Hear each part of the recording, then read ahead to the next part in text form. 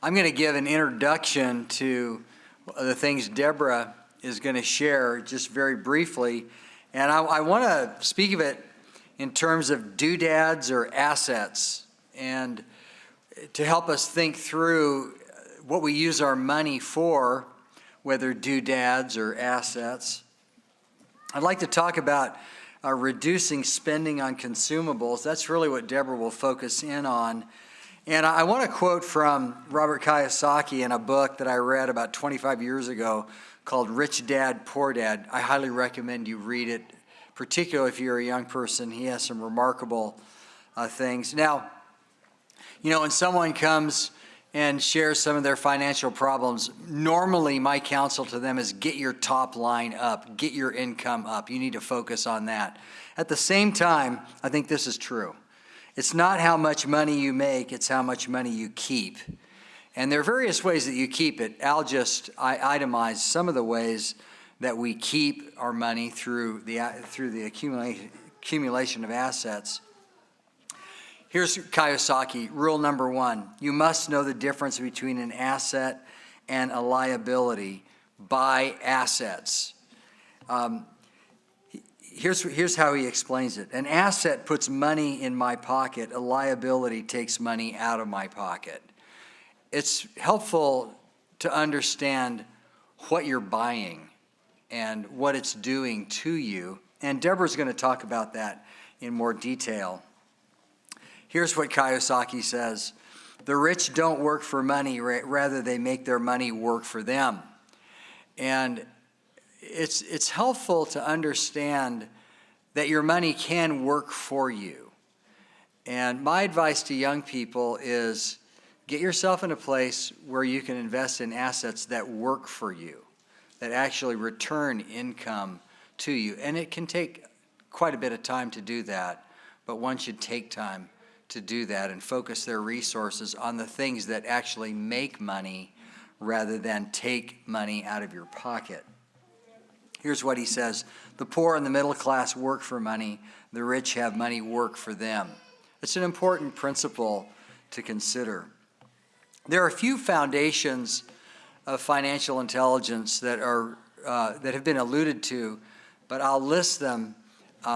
You need to understand the importance of your income, secondly, of your expenses, third, of your assets, fourth, of your liabilities, and then finally, your net worth. And of course, in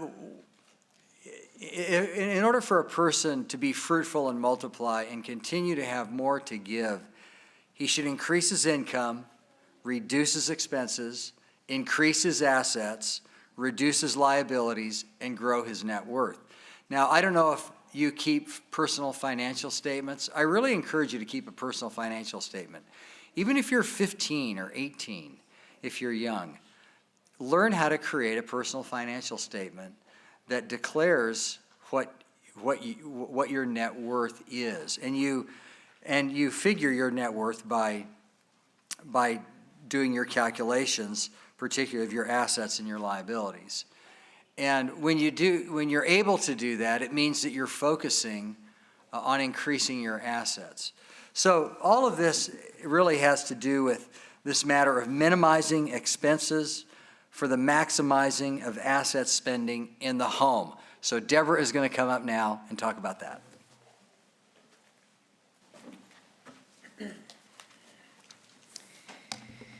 All right. So I want to start out by saying that I am not here to tell you how to live or what to buy or not buy.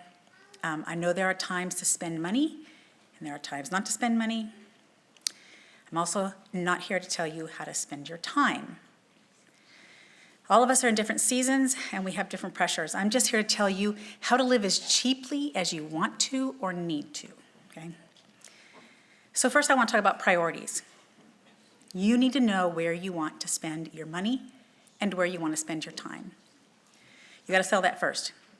Some people want to spend their money on vacations. Some want to spend their money on food. And others want to cut that category first. So just understand what you would like to spend your money on and your time. So the category of food. My mom wanted to be a stay-at-home mom. And so that required certain choices. There were 6 of us children, usually about 3 or 4 foster kids. And I never had a whole piece of meat. Never. Okay?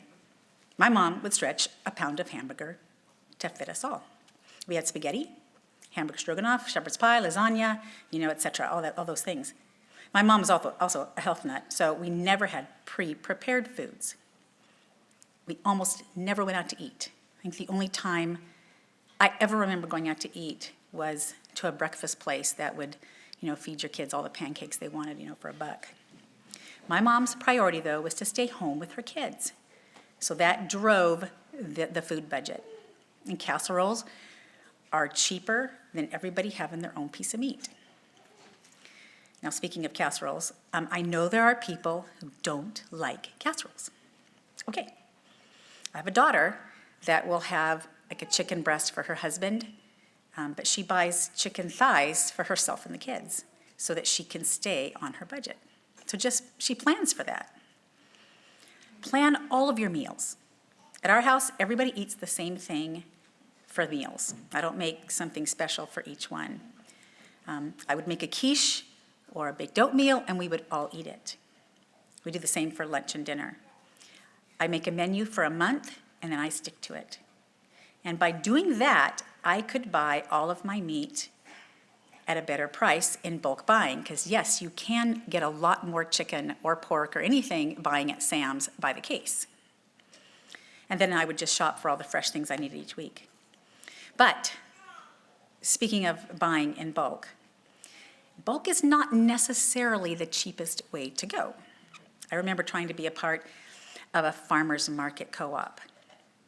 I would end up with like 17 heads of lettuce and 20 pounds of zucchini, okay? I mean, even giving it to my chickens, it was definitely not the cheapest way to go. So just be careful when you buy in bulk. Also, online grocery shopping helps you keep from buying what you don't need. I know a woman who saves over $100 a week because she is not in the store buying what she doesn't need. It also curbs her impulse buying, which is almost never your friend. Moving to the clothing category.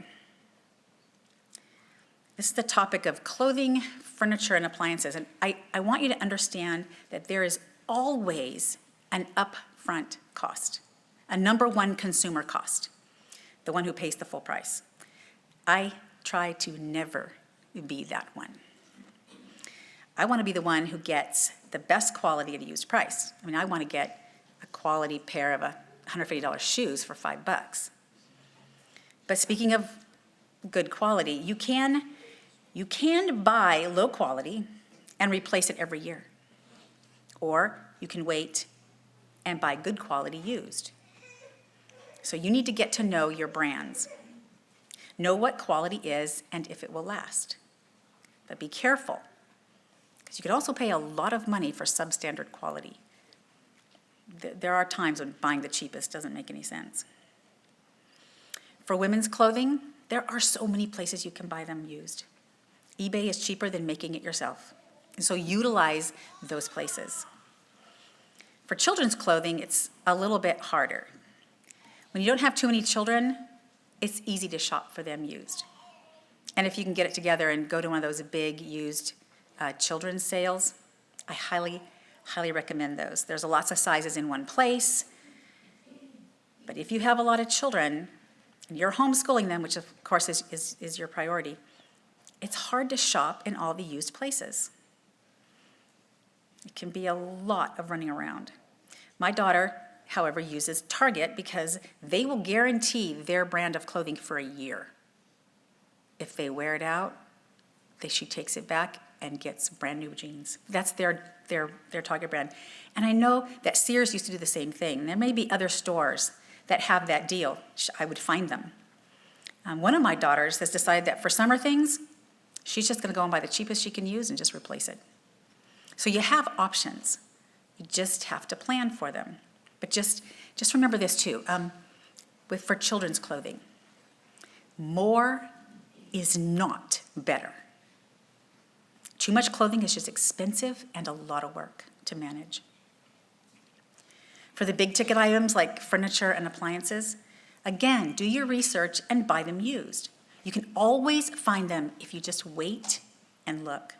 People are always moving in and out of our area, but you have to know your brands. So call the refrigerator repairman or the washer and dryer repair guy.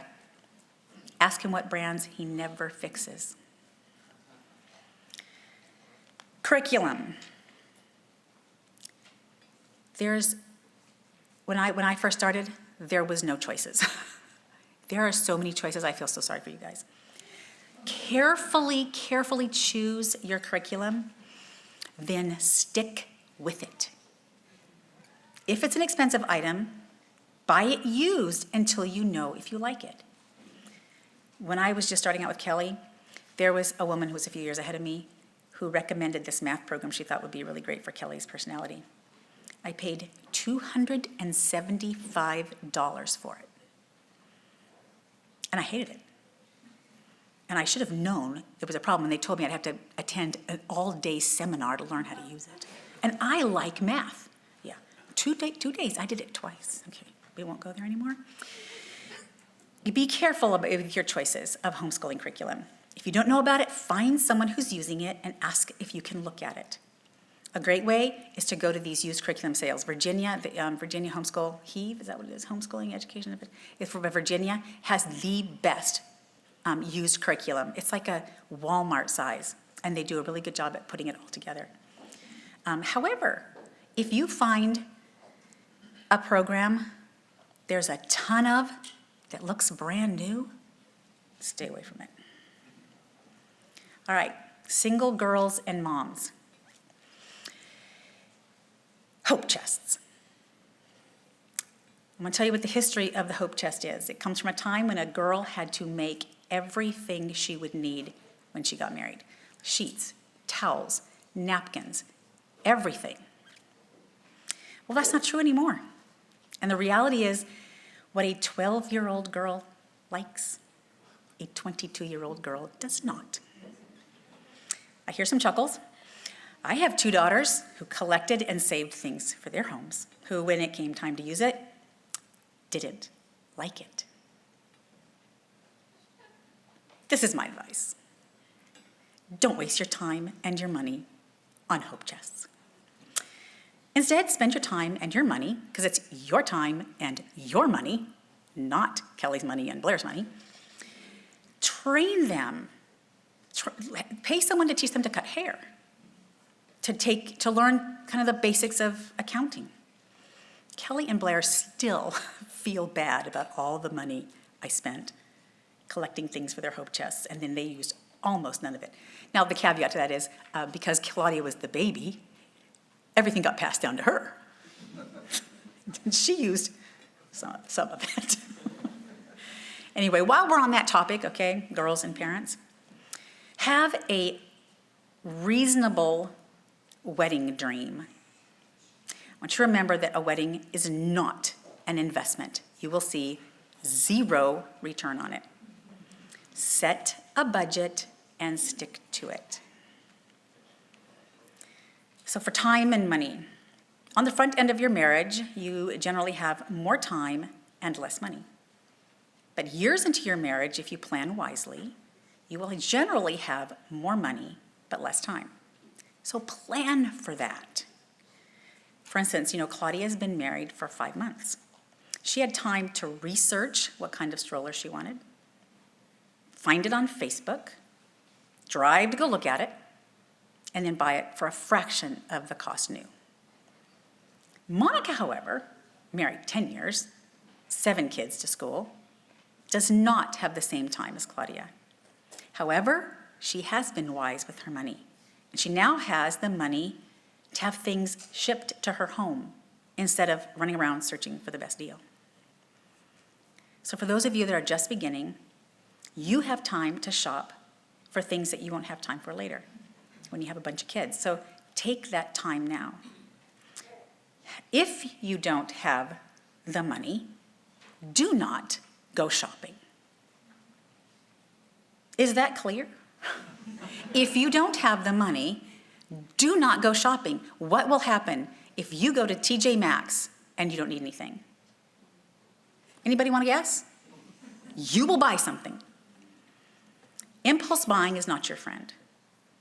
The Bible says not to be a glutton, and I don't think this is only true for food. Learn to control yourself in these categories and be content. And a big beware of Facebook and Instagram. Beware of pop-up ads and influencers. Like for me, for my day, it was catalogs. If I ever took what precious little time I had and looked at a catalog, I was sure to find something that I had no idea that I needed until that moment. Also, be careful about getting your inspiration from those older than you who have what you want. You have to realize that older people have more because they are 20 years ahead of you. It's always, always good to practice self-restraint or delayed gratification. If you want more ideas, just Google it. There are ideas everywhere. Just be careful to slow down and make wise decisions about the necessity of whatever it is you want. Amen.